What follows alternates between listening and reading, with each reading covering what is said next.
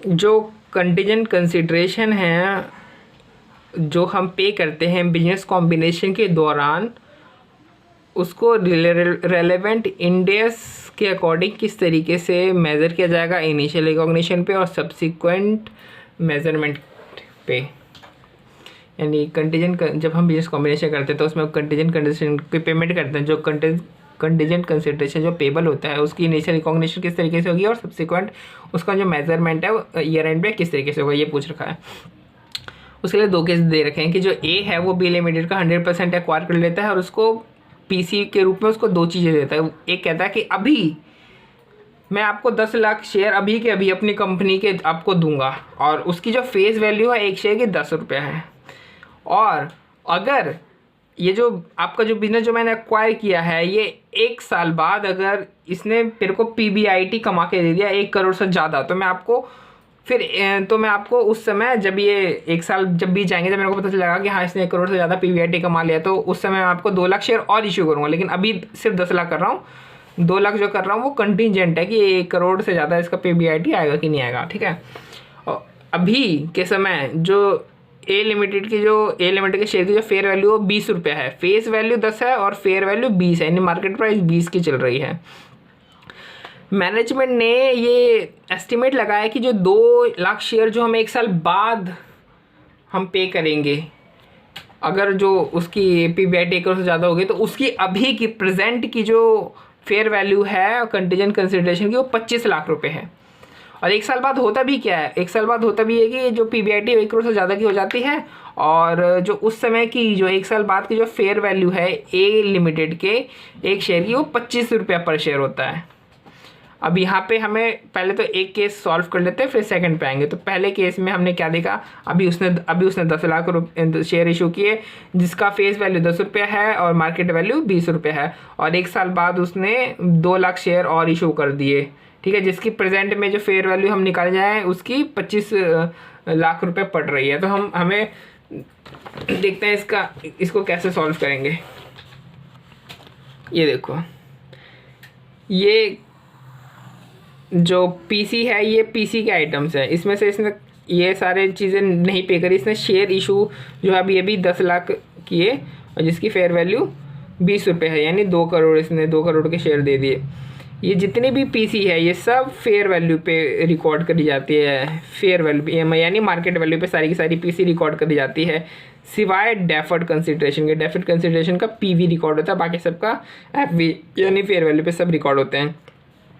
और जो contingent consideration है उसकी अभी की फेयर वैल्यू क्या है, 25 लाख रुपए, क्योंकि सब कुछ अभी मेज़र कर रहे हैं ना, तो कंटीजेंट कंसिडरेशन भी तो अभी मेज़र करेंगे, भले वो 1 साल या 2 साल बाद दी जाए, लेकिन उसकी अभी की फेयर वैल्यू क्या है, तो 25 लाख रुपये, यानी टोटल जो पीसीएम कितना दे रहा है, 2 लाख सिर्फ 25,000 रुपये दे रहे हैं, ठीक है। तो ये तो इनिशियल रिकॉग्निशन हो गई केस 1 की। इनिशियल रिकॉग्निशन कंटीजेंट मतलब इस तरीके से करेंगे। लेकिन अब इसका सब्सिक्वेंट मेजरमेंट क्या है, ये कह रहा है कि मैं आपको 2 लाख शेयर दूंगा, यानी जो नंबर ऑफ शेयर्स है वो फिक्स्ड है। अगर नंबर ऑफ शेयर जो हम इशू करने वाले हैं वो ऑलरेडी फिक्स्ड है, ठीक है, तो हम उसको एज एन इक्विटी ट्रीट करते हैं, इक्विटी इंस्ट्रूमेंट ट्रीट करेंगे। तो अगर इक्विटी इंस्ट्रूमेंट अगर हम इसको ट्रीट करेंगे तो इक्विटी इंस्ट्रूमेंट की जो है उसको सब्सिक्वेंट मेज़र नहीं किया जाता है, सिर्फ 1 टाइम इनिशियल रिकॉग्निशन पर उसकी वैल्यू मेजर कर जाते हैं, सब्सिक्वेंट मेजर इक्विटी का होता नहीं है। तो ये तो हो गई इसकी इनिशियल रिकॉग्निशन और सब्सिक्वेंट मेजरमेंट। इनिशियल रिकॉग्निशन क्या हुई, उसकी फेयर वैल्यू कितनी है, 25 लाख रुपए, और सब्सिक्वेंट मेजरमेंट होगी नहीं क्योंकि फिक्स नंबर शेयर तो इक्विटी ट्रीट किया है। सेकंड बात है, सेकंड में कहता है आप जो सेकंड है, फर्स्ट है उसका सारा एज इट इज़ ले लो, बस आप ये कर दो कि जो शेयर है ये फिक्स नहीं है, ये शेयर है ये फिक्स नहीं है, ठीक है, हम कितने शेयर इशू करेंगे इसको फ्यूचर में। अब रैदर जो ए लिमिटेड है वो ये कहता है कि हम आपको variable number of share issue करेंगे कि जिनकी कीमत 1 साल बाद जो आपको वो 40 लाख रुपए मिलेगी मार्केट में, अगर वही 1 करोड़ की जो क्राइटेरिया वो फुलफिल हो जाता है तो, और हो जाता है तो एक ए लिमिटेड क्या है उसको 40 लाख रुपए के शेयर 1 साल बाद इशू कर देता है। तो अब बताओ इस केस में क्या है, ये पहले तो ये बताओ कि परचेज कंसिडरेशन कितना हुआ, फिर बताओ कि इनिशियल रिकॉग्निशन कंटीजेंट लायबिलिटी की कितनी हुआ और सब्सिक्वेंट मेजरमेंट क्या हुआ। ये देखो हमने क्या बोला कि 10 लाख तो अभी इशू कर रहा है, अभी 10 लाख तो वो अभी इशू कर ही रहा है।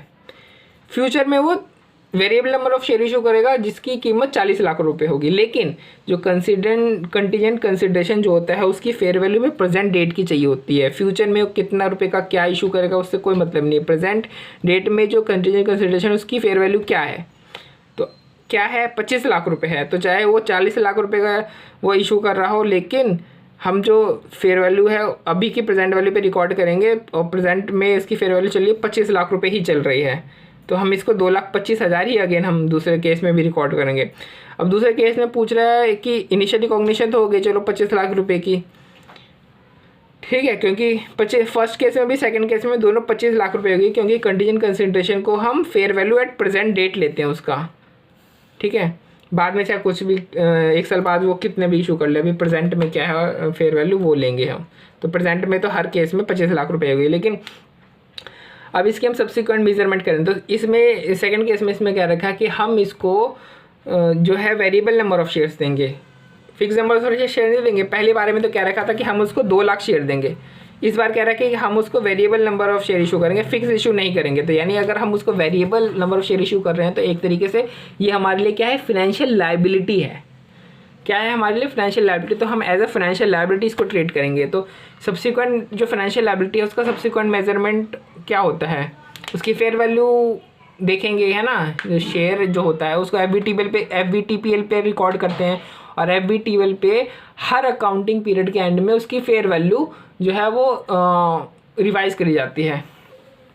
तो अभी हमने कंटीजेंट कंसिडरेशन जो कि हमारे लिए फाइनेंशियल लायबिलिटी है उसकी हमने फेयर वैल्यू क्या लगा रखी है 25 लाख, और ईयर एंड पे हम उसको कितने का इशू करेंगे 40 लाख रुपए का। हमने इधर बोला कि हमने 40 लाख का इशू कर भी दिया है, तो यानी हमें घाटा कितने का हो गया। जब हम दोबारा से जब हम सब्सिक्वेंट मेजरमेंट करेंगे फाइनेंशियल लायबिलिटी का, तो हम इसको 25 लाख की जगह इनिशियल रिकॉग्निशन तो 25 लाख की कर दी, और ईयर एंड पे हम इसको 40 लाख पे मेजर करेंगे, यानी हम 15 लाख रुपए का लॉस जो है और बुक करेंगे एडिशनली प्रॉफिट और लॉस में, क्योंकि जो फाइनेंशियल लायबिलिटी है वो फेयर वैल्यू पे दिखती है ईयर एंड पे, और फेयर वैल्यू होगी उस समय 40 लाख, ठीक है।